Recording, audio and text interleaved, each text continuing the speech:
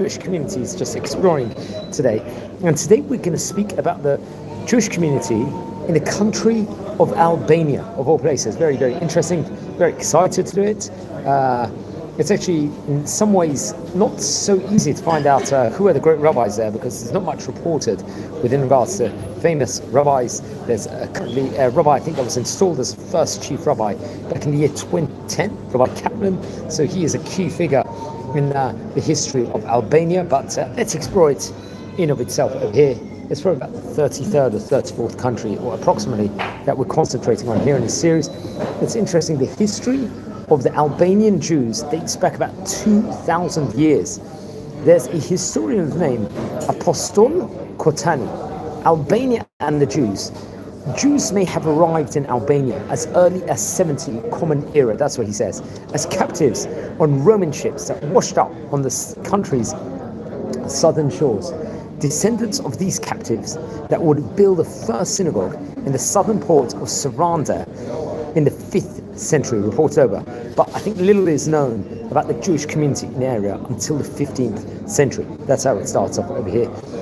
What's interesting, I think it was around the early part of the 16th century, there were Jewish settlements in most major cities of Albania, such as Berat, Elbasan, Vlora, Durrës, and also they are reported as well in Kosovo region. Remember, Kosovo is another country that we did a video on. It was actually one of the first videos we recorded in the series. Now, these Jewish families were mainly of Sephardic origin and descendants of the Spanish and Portuguese Jews expelled from Iberia in the end of the 15th century. Now, obviously, present-day Albanian Jews, predominantly of Romaniote and let's just say Sephardic origin, they have in modern times only constituted a very small percentage of the population. Obviously, naturally, it's a tiny Jewish community over there, and many of the videos we've recorded about recently have been very, very small Jewish population, but the intention is to maybe speak more broad and do multi-part series of some of the other ones. Now,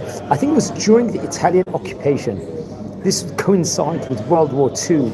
Albania was the only country in the Nazi-occupied Europe which saw an increase in its Jewish population. Why was this? Because Albanian Jews were not turned over to the Germans thanks to an Albanian set of laws which is known as the Besa from the Kanun, respectively. So that's very interesting. Now, I think it was during the communist dictatorship of someone named Enver Hoxha, it was, which was named the People's Socialist Republic of Albania. All religions were banned in the country from February 1967 to 1990, including Judaism. So, in adherence to the doctrine of the state of atheism, and all foreign influences were also restricted. And in the post-communist era, these policies, I think, were abandoned, and freedom of religion now is permitted, although the number of practicing Jews in Albania is tiny today, with many Jews having made aliyah to Israel, many of the people that were there. So let's explore a bit of that history within regards to the country. So we talked about how the first reports of Jews living in Albania came back from 70 Common Era. We talked about how I think Apostol Kotani would find Albania's first synagogue in the 4th or 5th century in the Onchesmos, the modern-day Saranda. This city of the Adriatic coast, opposite of the Greek island of Corfu, the remains of the synagogue dating from the 3rd, 4th century and enlarged in the 5th and 6th century respectively. I think they were excavated back in the year 2003 and 2004. Now, I think Albanian archaeologists, as reported over, would first discover remains in the 1980s. The ban on religion by the communist regime prevented them from further exploring what was already thought to be a religious site. The subject matter of the, let's say, the exponential mosaics found that the site suggested a Jewish past, leading to a joint project between archaeologists from the Institute of Archaeology in Tirana and the Hebrew University Institute of Archaeology in Jerusalem. According to archaeologists, key people of the name Gideon Forster and Ehud Netzer of the Hebrew University of Jerusalem, 5 stages were identified in the history of the site. In the 2 early, let's say, stages, fine mosaic pavements, 2nd and 4th century, probably part of a private home, preceded the later synagogue and church. In the third stage, several rooms were added, and the largest of these containing a mosaic pavement representing in the center a menorah, over here flanked by shofar, a ram's horn, and an etrog, a citron, all symbols associated with Jewish festivals. Now, mosaic pavements also decorated the other rooms. There was a large basilical hall that added into the two stages of history on the site, I think 5th and 6th century. That represented, let's say, the heyday of the Jewish community in Anshe Samon, or Onchesmos, the ancient name of Saranda. Very interesting. Everyone tuning in live at the moment to our show, our broadcast, we are speaking here about the history of Albanian Jewry. So if you're new to the channel, welcome to our community, and we've got fantastic content here. So don't forget to subscribe to the channel if you're watching live. Okay, now I think it was in the 6th century. Venosa in Italy, I think it was. I think there are references to Jews hailing from Onchesmos, which was also called Anchiasmos. The synagogue in Onchesmos was supplanted by a Christian church apparently in the 6th century. This is what's chronicled over here using Wikipedia as a source. Come on, the 12th century, mentioned Benjamin of Tudela on various occasions here in this series, and other videos of other countries and other videos of rabbis. He was a famous traveler at that point in the 12th century. He would visit the area and record the presence of the Jews. Now, I think it was in the 13th century. A Jewish community existed at that stage in time in an area called Dures and was employed apparently in the salt trade, melach, salt. And I think in Vlora during 1426, the Ottomans supported the settlement of Jewish community that was involved at that point in time in mercantile activities. The Vlore community underwent population growth in subsequent decades, with Jewish people migrating from Corfu, the Venetian ruled lands, Naples, from France and the Iberian Peninsula, approximately 70 Jewish families from 1492. Following the expulsion of Jews from Spain in 1492, the Ottoman state resettled additional Jewish exiles in Vlore towards the end of the 15th century. Now, Ottoman censuses from 1506 to 1520 recorded the Jewish population in Vlore as consisting at that point in time of 528 families, which is obviously much, much bigger than the Jewish community now, and way bigger. Now, the Spanish expulsions also resulted in the formation of a Jewish community in Ottoman Berat that consisted of 25 families between 1519 to 1520 respectively, which is very, very interesting. I think it was in the year 1501, following the establishment of Ottoman rule, the Jewish community experienced population growth, as did the Jewish population in Elbasan and Lezze. Ottoman censuses for 1506 to 1520 recorded the Jewish population at the point in time. It was consisting of 528 families and some 2,600 people in Vlore. The Jews of Vlore were involved in trade, and the city imported items from Europe. They exported spices, leather, cotton fabrics, velvets, brocades, and mohe from the Ottoman cities of Istanbul and Bursa. Jews avoided settling in the city, let's say, of Shkodra, as unlike elsewhere in Albania, they perceived it to be the site of, let's say, tensions at that point, religious tension, and the local rulers would not give the same rights that Jews were receiving elsewhere in the empire. So you can see anti-Semitism once again was affecting Albania at that window in time. I think it's thoughts reported over. I think, the community of Elbasan was in 1501. That was the beginning times of it. But when someone named Evliya Kalebi would visit the city, he would report that there were no Jews, nor any Franks, Armenians, Serbs, or Bulgars.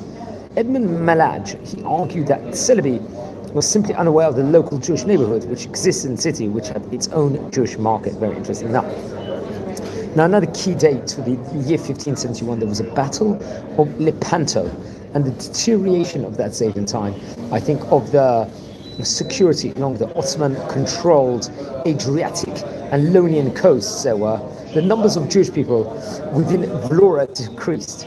The Berat and the Vlora Jewish communities took an active role in the welfare of other Jewish people, such as managing to attain the release of war-related captives present in Dures. This was in the year 1596. Now, another key figure in Albania, obviously not a great person, a person we definitely don't celebrate here on this channel, and was seen as full to Messiah in 100%, and someone we very much discourage.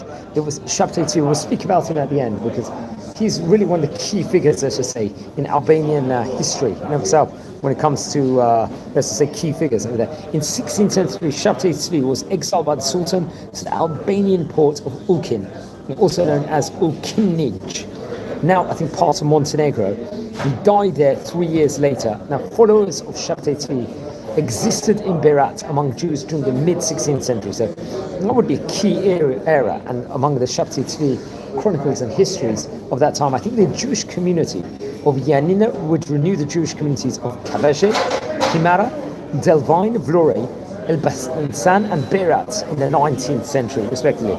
Let's speak a bit about the Holocaust period now, between 1900 to 1939. And I think there was Albanian nationalist revolts that would take place in the year 1911. There were Ottoman officials would accuse the Jewish community of colluding with and protecting Albanian national rebels. Vlora was the site of Albania's only synagogue until it was destroyed, I think, in the First World War.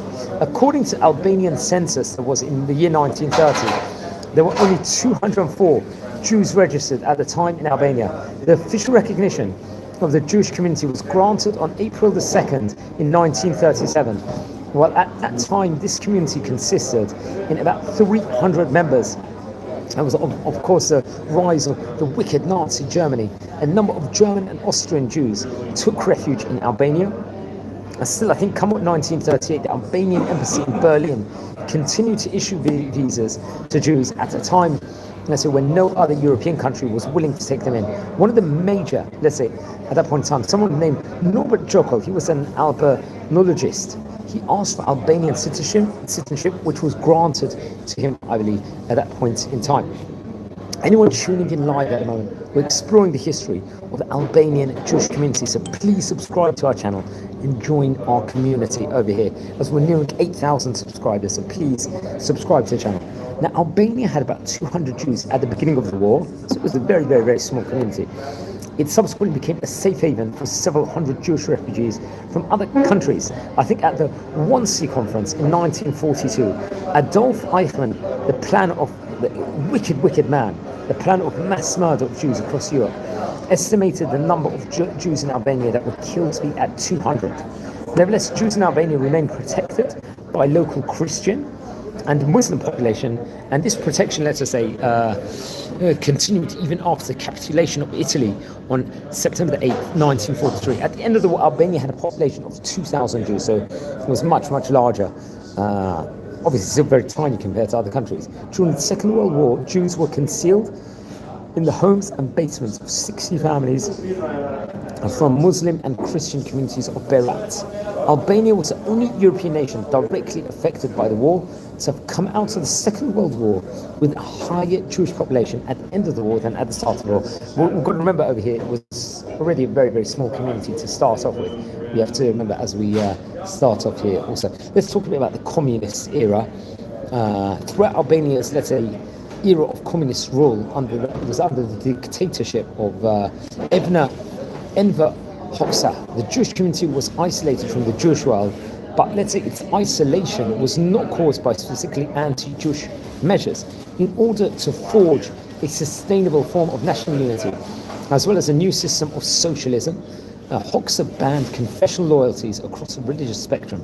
I think it was in this manner the fate of the Jewish community was inextricably linked to the fate of the Albanian society as a whole. All religions were strictly banned in the country. And after the fall of communism in 1991, nearly all of the Jews of Albania emigrated.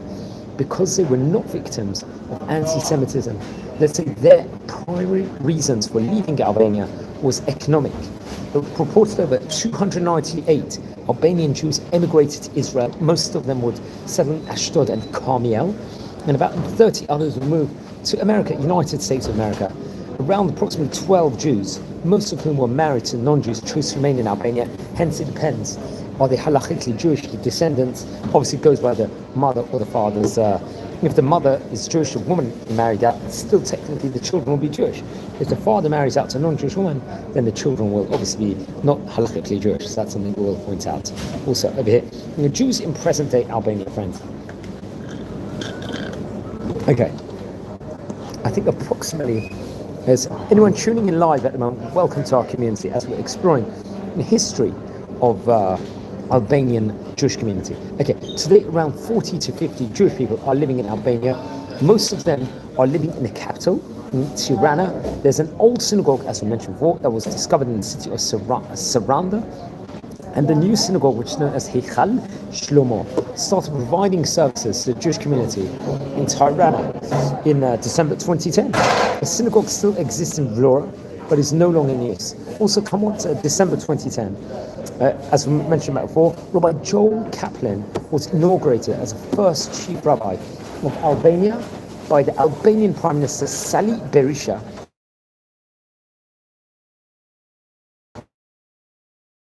And the chief rabbi of Israel, Albania, was also inaugurated in Tirana. Very interesting. That is.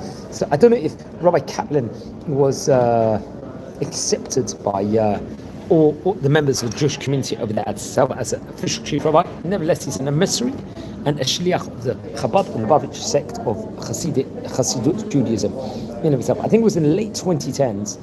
A Jewish history museum, which is named the Solomon Museum, was established in the southern Berat and contains exhibits about the Holocaust in Albania and the survival of Jews in the country during the war. And I think it was in early 2020 of July, just during the coronavirus, a Holocaust memorial was unveiled in Tirana, and it honors Albanians who safeguarded Jewish people from Nazi persecution, which is very interesting, during the Second World War.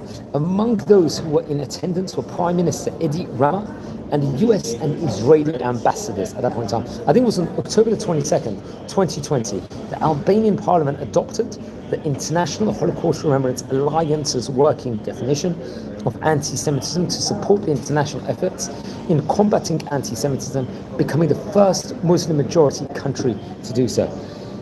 It's interesting, there was a partnership with the Jewish Agency for Israel and the New York-based Combat Anti-Semitism movement. Albania would host the first meeting of the Balkans Forums Against Anti-Semitism on 28th of October 2020, which was held online due to the COVID pandemic.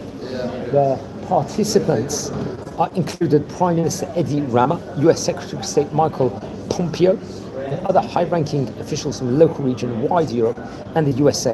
Prime Minister Edi Rama, I think, had been very much commended for its efforts to fight anti-Semitism. So it's actually interesting. Let's just talk about the demographics itself.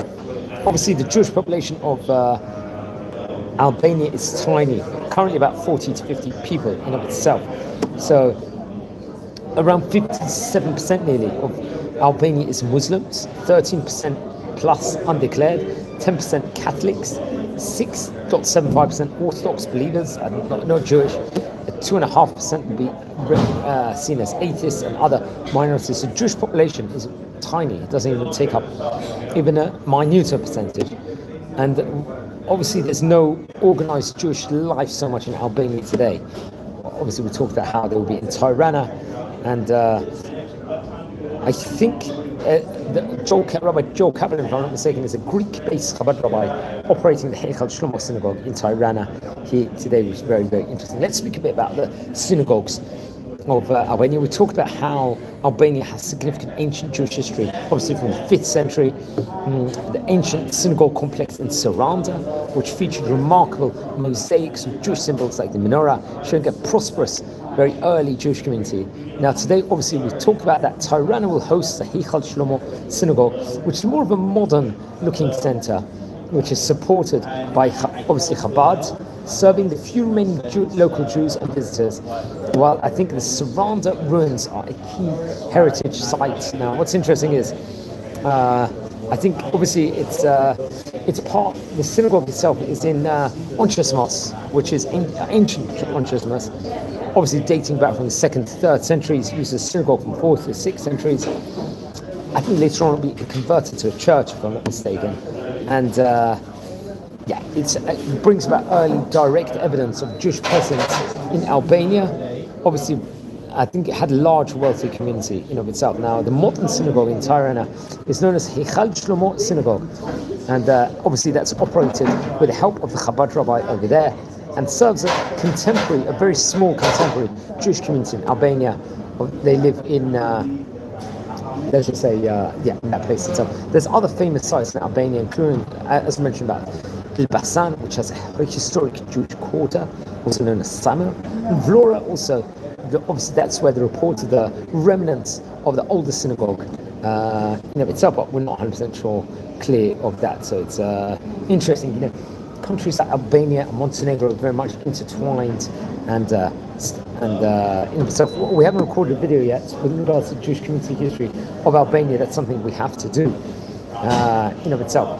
So that's something very important that hopefully at one stage we'll be able to explore properly. So it's very interesting. Anyone tuning in live, welcome to our community. Now, Albania's chief rabbi, Rabbi Joel Kaplan, also known as Joel in English, Rabbi Joel Kaplan, obviously was appointed in 2010, and he's taken on various different roles over there, let's just say in itself.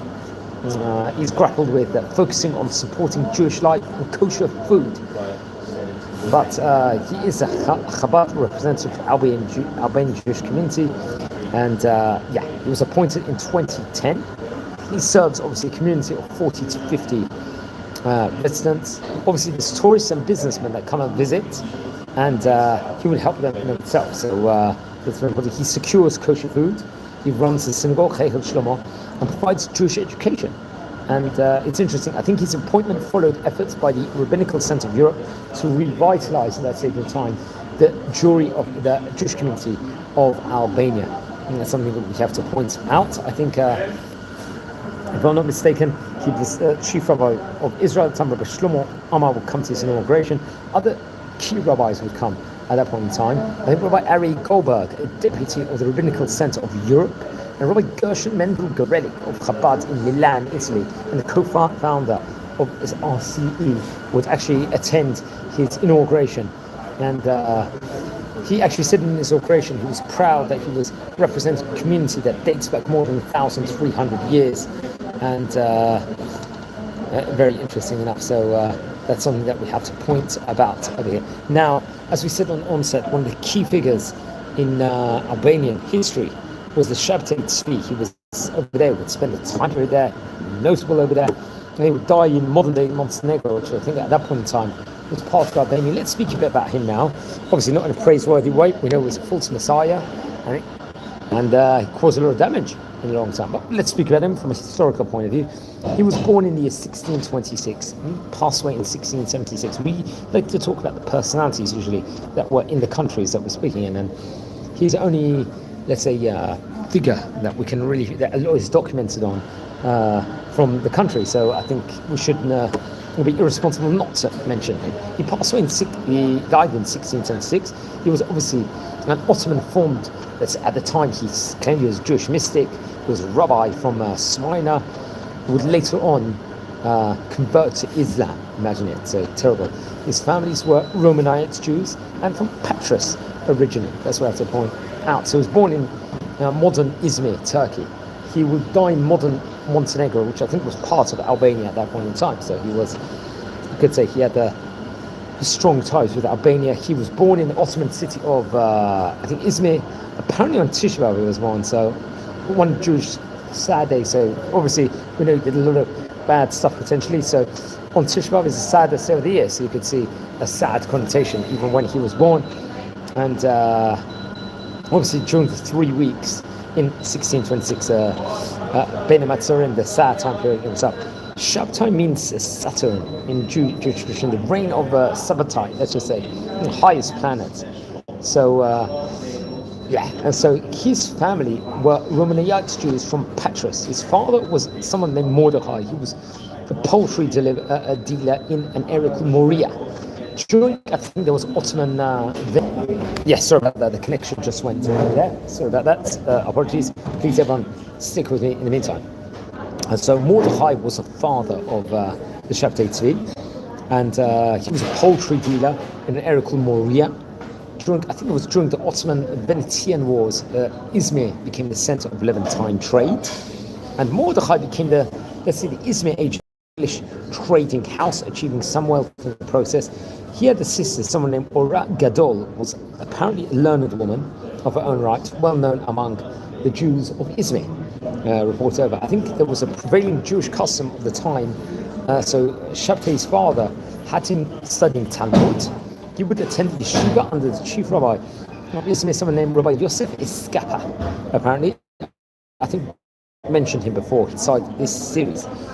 He would study. I don't think he would study so much in Jewish law; it did not appeal to him. But he attained proficiency, let's just say, in the Talmud, in the Gemara, and he was very into mysticism, let's just say, of the Kabbalah, and was influenced by Rabbi Isaac Luria. Practical halacha in of itself, was very, very into it, and very interesting. So he would, I think, initially look into Rabbi Luria's writings, a great Ari HaKadosh. He read the Zohar. He would practice, let's say, at that stage in time, asceticism and Kabbalistic purification exercise called Tikkunim, which is spoken about before. Let's explore a bit with regards to his personal history over here.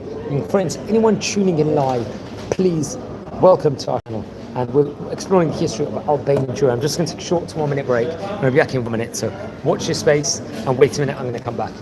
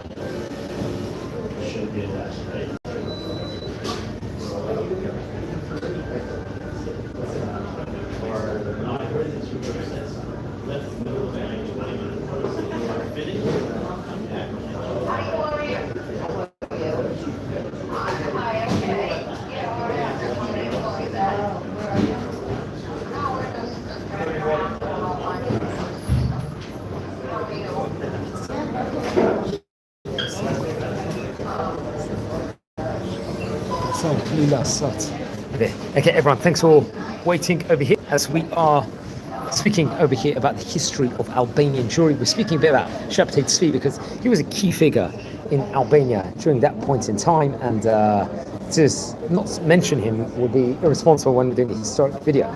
So we'll talk about how he was very into Ari HaKodesh's writings, and there was the influence of English millenarism, I think, during the first half of the 17th century. Let's say the millenarian ideas about the approach of Messianic age was a popular topic. They included ideas about the redemption of the Jews and the return to the land of Israel. And I think that apocalyptic year was identified by Christian authors as 1666. Obviously, we don't believe in anything to do with Christianity or anything. We are a Jewish Orthodox channel. And millenarism was widespread, let's say, in England.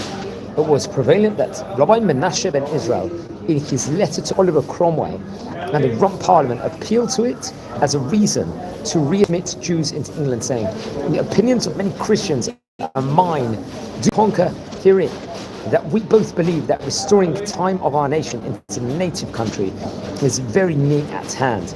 Over there. Now, Shabtai Tzvi's father was agent for an English trading house in Smyrna in Izmir. He must have had business contacts with English people. His son may have, let's say, learned something about Western millennial expectations at home, and let's to say there were scholars or thinkers were assessing how much Dutch Calvinist militarism had on the, let's say, this messianic movement at that point in time that developed his activities. Obviously, he was a false messiah. We don't believe in anything that he did. We could see how much damage he also did over there. There was claims at that point in time that there was expected Jewish Moshiach. Now, if I'm not mistaken, every generation could potentially have the Moshiach, we have to point out. Along with, let's say, messianic beliefs, there was a competition based on a passage apparently in Zohar, which was obviously a famous Jewish text, that the Israelites would be redeemed by a long-awaited Messiah in 1640. I'm just reading here from Wikipedia, so if anyone knows the source of this, apparently, let me know. I don't know. I haven't seen the validity to this or anything like that. So he would announce to his followers that he was anticipated Messianic Redeemer. Obviously, he wasn't. He was a false Messiah, 100%. And he would try to use proofs for this. I think he would try to pronounce Tetragrammaton, an act which was prohibited by the, I think, Kohen Gadol in the Bet HaMikdash in Yom Kippur. And obviously the temple was destroyed, obviously no 70 common era in itself. He would use it to be highly symbolic, and he claimed he could fly, but told his followers he would not do it publicly. So obviously this was another thing what I don't think he could do. And he making all these other claims, and he would make his claims to other, I'm not too sure if they were rabbis or not. So named Isaac Silveira and Moses Pinheiro, and one of them, I think the latter, Moses Pinheiro, was a grandfather of the Italian Rabbi Yosef Ergas. If I think we mentioned about him before on various occasions before. At 22, he was too young to be a rabbinical authority. In those days, I think they had to be older. So his influence in the community was limited. I think his influence will become much higher amounts once he became older, if I'm not mistaken. And he was, as we said before, he was into Kabbalah. He established a rabbinic leadership with, and it was suspicious, let's say, his activities by local rabbis. I think his rabbi at the time was Rabbi Joseph Escapa, and they watched him. And I think he and his followers were subject to an edict of Herem, a type of excommunication in Judaism. So the warning signs were there. I think it was in the year 1651, so rabbis banished Shabtai and his disciples from Smyrna, from Izmir. So you can see much more warning signs. And I think there's a bit of uncertainty where he went from there in 1651, but I think it was in 1658 he would go to Constantinople. He would meet, I think, Abraham Yachini at the time, who was actually a Talmid of the Talmudic scholar Rabbi Yosef Trani, who confirmed, let's say, his messianic mission. Now, I think Abraham Yachini is said to have forged a manuscript in archaic characters that attested, let's say, to his things, to his claim, let's just say, in himself. I don't know what the source is over here, but that's what's reported over here in Wikipedia. I don't know any, obviously he wasn't the Moshiach, and that's something I will definitely point out. So I'm not sure the exact year that was. He chose, let's say, Salonika, which was a hub at that point in time of Kabbalistic dialogue, as his base. Shabtai would. He proclaimed himself to be the figure over there, anointed one, and he would attract a large following. He would host various different mystical events. Let's just say he would try and do things. However, there was rabbis, I think, in Salonika, especially Rabbi Abraham de Botton, who would expel him from the city. More warning signs, there are people like expelling him. It's very, very apparent he was a false messiah from many. Reports would have varied on subsequent movements. I think he would go to Alexandria, Athens, Constantinople, Jerusalem, Smyrna, apparently mentioned as bases. Maybe he was, I'm not too sure of the ability. Apparently he would be in Cairo in Egypt, and he would live there for 2 years, between 1660 to the year 1662. Over there, I think he would become friendly with someone named Raphael Joseph Halabi. He was a wealthy and an influential Jewish person who had a high position as a tax farmer, I think in Ottoman Cairo. And Raphael Joseph led an ascetic life, which I think included fasting, bathing in cold water, scourging himself at night. He used his great wealth for charity, supporting poor Talmudists and Kabbalists, reported over. Many of them regularly dined at his table, and he would become a supporter of, let's say, Shabtai Tzvi to some degree. Remember, in those days there was no internet, there was no, it wasn't easy to go from one city to the other to warn other people about the dangers of another personality, because of information was not as anywhere near as readily available as now. So it could be he never heard of him. Also, that could be one of the reasons why he would take a warmth to him. I think it was in 1663, Shabtai moved to Jerusalem. He would resume his former, let's say, ascetic practices, frequent fasting, penances. Some would see this was as a proof of his piety. He would, in of itself, and apparently he would even go to, some people would claim that he would go to the graves of pious men and women and would give confections to children in the streets. But this could have been a way of him gathering a large circle of people to follow under him. The Jewish community in Jerusalem, I think at the time, was desperately in need for money to pay the heavy taxes levied by Ottoman government. Known as the favorite of the rich and powerful, I think Raphael Joseph Halaby. So Shabtai was chosen to appeal to him for money and support, and his success in securing the funds to pay off the Ottomans would raise his prestige and his knowledge. Obviously, he'd use it for the wrong sources himself. He would get married to someone named, I think, Sarah, if I'm not mistaken, and it was in his second stay in Cairo. Let's say his reputation in the Jewish community would rise at that point in time. I think there was a Khmelnytsky uprising in Poland. A young Jewish orphan named Sarah was discovered by Christians and sent to convent for care. After 10 years, at around 16, she escaped, claiming it was through a miracle. She would make her way to Amsterdam, and subsequently she traveled to Livorno, and apparently it's reported she would leave a life in Znut. I'll let you know it's not a good thing, what that actually means. And she also embraced the belief that she would become the bride of, let's say, the Messiah, whose arrival was imminent. So she could see she was in purity from the outset, and she was saying these things. I think there was a report about adventures reaching Cairo, and Shabtai claimed that such consort had been promised to him, apparently in a dream, let's just say, and that he would become this person.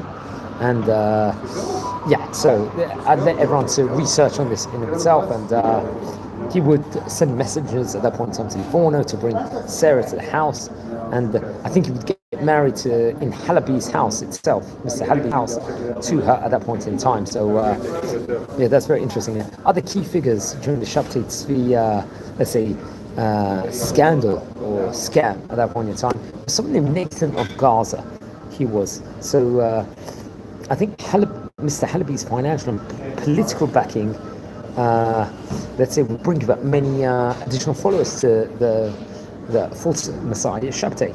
When he returned to Jerusalem, he was in high stead at that point in time. He would pass through various parts of Israel and Gaza, I think, which at the time had an important Jewish community. He would meet with Nathan Benjamin Levy, also known as Nathan of Gaza, and or Natan Azati, who became very active in the Shabtai's messianic career. He served, let's say, as his right-hand man at that point in time. He would claim connections with Elijah the prophet, and who would proclaim the arrival of the Messiah. Remember, he was a false Messiah, we had said. And in 1665, Nathan announced that the Messianic age would begin in 1666 with the conquest of the world without bloodshed. Obviously, all false information. The Messiah would lead the 10 lost tribes back to Holy Land. Of course, that didn't happen. And his claim was riding on a lion and 7-headed dragon in its jaws. That was his claim. The rabbis of Jerusalem viewed Shabtai's movement with great suspicion, threatened its followers with cherem, excommunication, acknowledging that Jerusalem was not the best place to carry out his plan. So you can see, all over the world he's getting excommunicated in so many places, but he's keep on going on this false mission of his. He would leave for his native Izmir, and Nathan proclaimed at that point on Nathan of Gaza, henceforth, rather than Jerusalem would be a sacred city, obviously like Jerusalem is a sacred city. On his way from Jerusalem to Smyrna, I think Shabtai was greeted in Aleppo at that point in time with some enthusiasm. And when he got to Turkey, in Izmir, he reached in autumn of 1665. I think people complimented him at that point in time. Declarations were made in synagogues with blowing of shofars, respectively. Obviously, it was all a scam. He was a false Messiah, 100%. his followers will begin to refer to him as a Hebrew acronym for the phrase of, let's just say, majestic phrase in of itself. And he would get help from his wife, which we mentioned about beforehand, and he would become a community leader in that specific locale. He would use his power to crush any opposition, and he would depose of other famous rabbis, Rabbi Aaron Lepapa, rabbi we've spoken about before. And he would appoint someone named Rabbi Chaim Benevisti in his place. Reported over Italy, Germany, Netherlands were already centers of movements connected to him. And I think the Jews of Hamburg and Amsterdam learned of the events in Izmir from Christians. There was someone named Henry Oldenburg, a German savant who became the first secretary of Royal Society, wrote to someone named Baruch Spinoza. All the world here is talking of a rumor of the return of the Israelites to their own country. Should news be confirmed, it may bring about a revolution in all things. So remember, he was a false Messiah. I have to stress out again over here, we're just stating this from a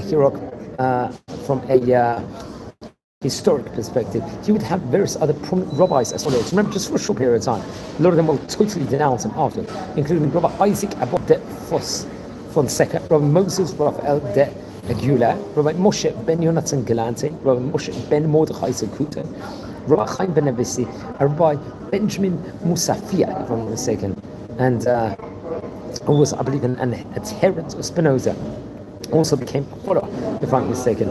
And there was reports would go round, many people widely believe it. I think in the north of Scotland, for example, a ship had appeared with silken sails and ropes by sailors who spoke Hebrew, apparently.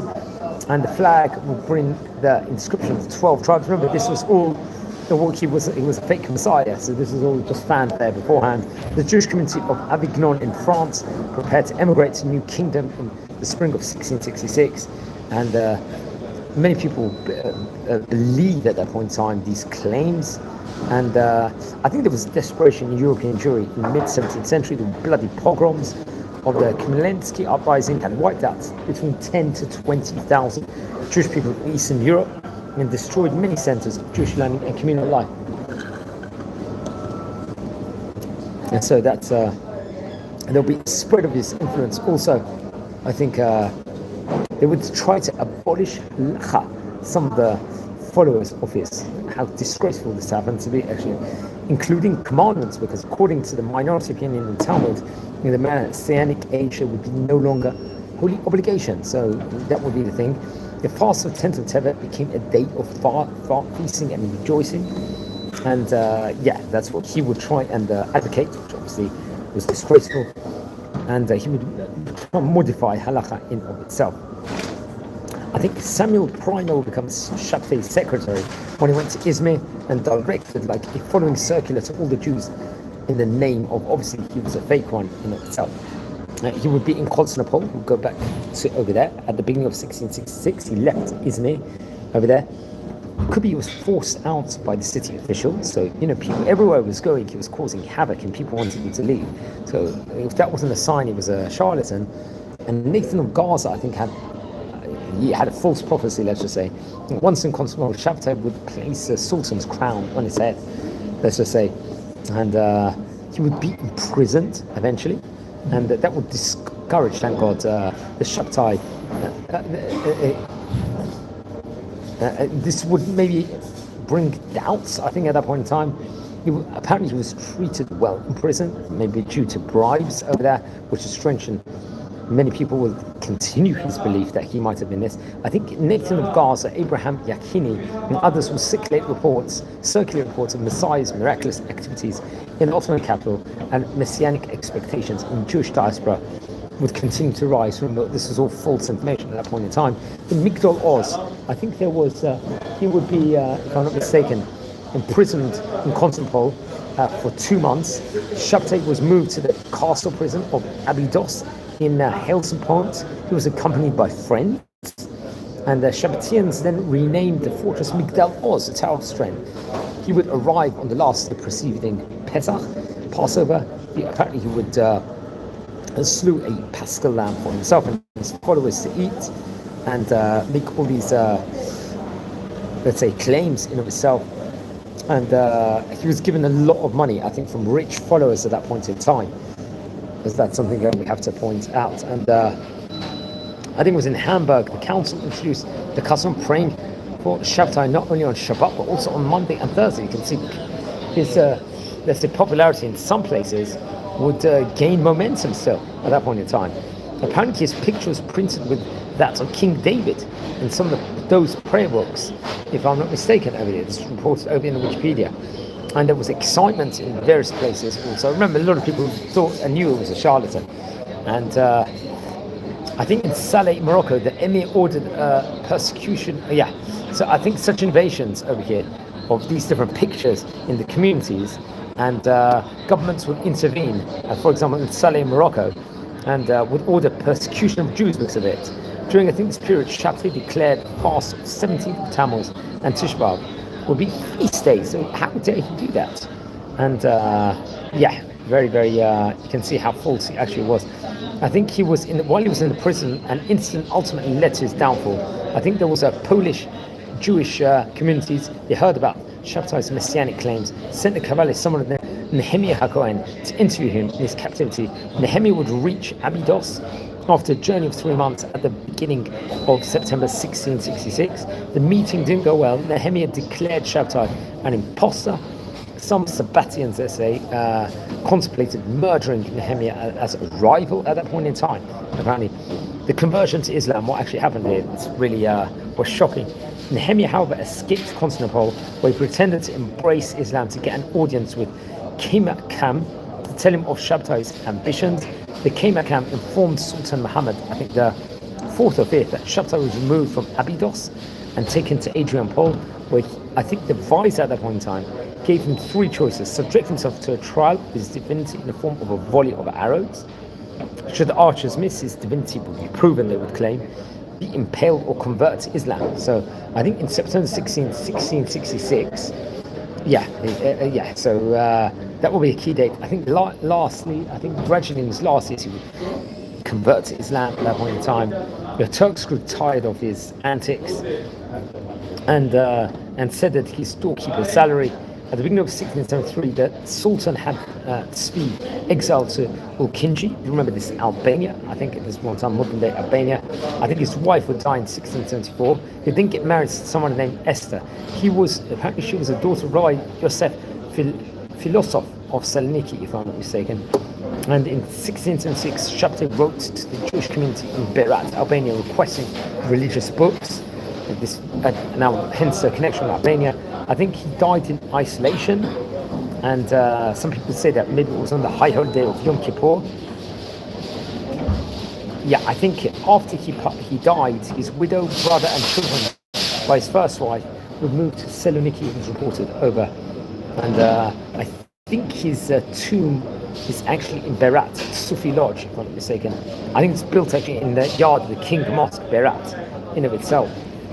So some research in 1985 would have said that he was buried in Kilkingno, and very interesting. So obviously he wasn't a good person, a good character in Jewish history. That's something that we have to definitely point out over here in the series of very, very bad character and caused a lot of damage. And also, after he died, he caused a lot of damage. His movement, the Sabbatean movement, which we've spoken about on various occasions before, but he was quite well known to be connected to Albania at that stage in time. He spent the last years of his life. So we spoke today about how Albania, a small Jewish community, within regards to ins and outs, within regards to the community in of itself, and very interesting. It was an informative class. Please, everyone, if you haven't subscribed yet to the channel, please subscribe to our channel, as we record videos every single day. On most recently, a new series has been exploring the history of various different Jewish communities all across the globe. That's something that we're concentrating on at the moment, and concentrating on many other things. We're just going to give a goodbye message with regards to this in a minute. So just hang on.